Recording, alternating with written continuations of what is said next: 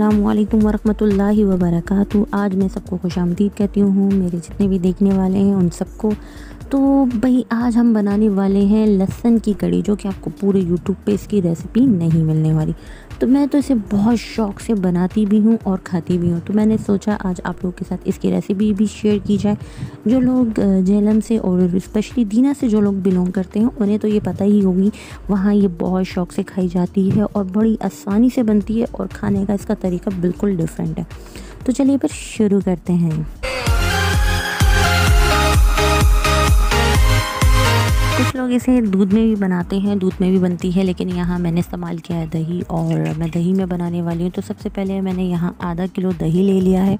تو یہاں میں نے آدھا کلو دہی لیا ہے اور اس کے ساتھ اسی کا ڈبل پانی میں ڈالوں گی، اور جو ہے نا اس کے بعد ہم اسے خوب اچھے سے جو مدانی کو چلائیں گے، اور آپ چاہیں تو پھینٹ لیں اور اچھے سے لسی بنا لیں۔ اس کے بعد میں نے یہاں پہ لیے ہیں لہسن، اور لہسن کے 2 جوے لیے ہیں، اور اب اسے میں چھیل کے اس طرح سلائس میں کاٹ لیا ہے۔ تو میں نے استعمال کیا ہے 1 پیالی آئل، اور اس میں آئل جیسے ہی تھوڑا سا گرم ہو گیا اس میں نے ڈالا ہے 1 چمچہ کھانے کا زیرہ، اور اس کے بعد یہاں جیسے یہ تھوڑا سا ہلکا سا فرائی ہو جائے گا، اس کے ساتھ میں ایڈ کروں گی لہسن، اور اسے اچھے سے بھونوں گی جب تک کہ لہسن کی خوشبو نہ آئے اور لہسن کا کلر چینج۔ یہاں لیا ہے ٹی سپون یہاں پہ ہلدی پاؤڈر ہے، اور 1 ٹیبل اسپون جو ہے وہ لال مرچ پاؤڈر ہے، اور 1 ٹیبل اسپون جو ہے وہ نمک ہے۔ تو نمک اگر آپ کو کم لگے، آپ زیادہ اور کم تو آپ اپنی مرضی سے بھی کر سکتے ہیں، یا مجھے تھوڑا کم لگا تھا، بعد میں نے اس میں آدھا چمچہ اور ایڈ کیا تھا۔ لہسن اب براؤن ہو چکا ہے، یہ جو لائٹ براؤن ہو گیا، اب اس کے ساتھ ہی جو میں نے مسالے بتائے تھے وہ ایڈ کر دیے، اور اسے اچھے سے جو ہے نا بھونیں گے، اور اس کے ساتھ تھوڑا سا پانی، یا اگر آپ نے جو لسی تیار کی وہ تھوڑا سا ایڈ کر دیں، کیونکہ مسالہ جل نہ جائے، اور مرچیں ڈالی ہیں نا تیل میں، وہ لگ نہ جائے۔ تو اب ہم نے ایڈ کر دیے ہیں، یا میں نے 2 تیز پات کے پتے لیے ہیں وہ ڈال دیے ہیں، اور اس کے بعد ہی 1 ٹیبل اسپون یہاں میں ڈالوں گی پسا ہوا دھنیا۔ مسالے اچھے سے بن چکے ہیں، لہسن اچھے سے فرائی ہو چکا ہے، تو پانی جو تھوڑا سا ایڈ کیا تھا وہ بھی خشک ہو چکا ہے۔ تو اب ہم نے جو لسی تیار کر کے رکھی تھی وہ کر دیں گے اس میں شامل۔ ساتھ کے ساتھ آپ نے چمچہ ہلاتے رہنا ہے، ورنہ یہ جو ہے نا جل جاتا ہے، تو آپ نے اس کا بہت دھیان رکھنا ہے، اسے ہلاتے رہنا ہے، بس اس میں اتنی ہی محنت ہے، باقی یہ بہت ایزیلی بن جاتی ہے، اور اس میں کچھ ڈالنے کی ضرورت بھی نہیں ہے، پیاز ٹماٹر وغیرہ۔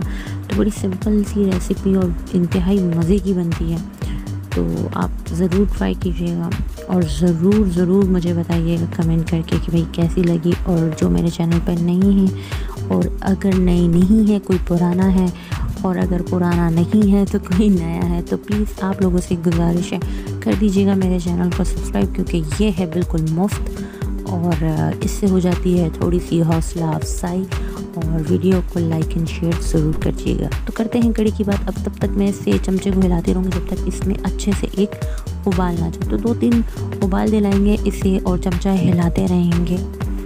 2 سے 3 ابال دلانے کے بعد یہاں میں آنچ کر دوں گی سلو، اور اتنی کہ یہ ابال آتا رہے، جو کہ آپ دیکھ رہے ہیں ببل سے بن رہے ہیں۔ تو اس کے بعد پتیلی کو ڈھک کر رکھ دیں گے، اور کستوری میتھی یہاں میں نے لی ہے تھوڑی سی، اور اس کو میں ڈھکن کے اوپر بچھا دوں گی۔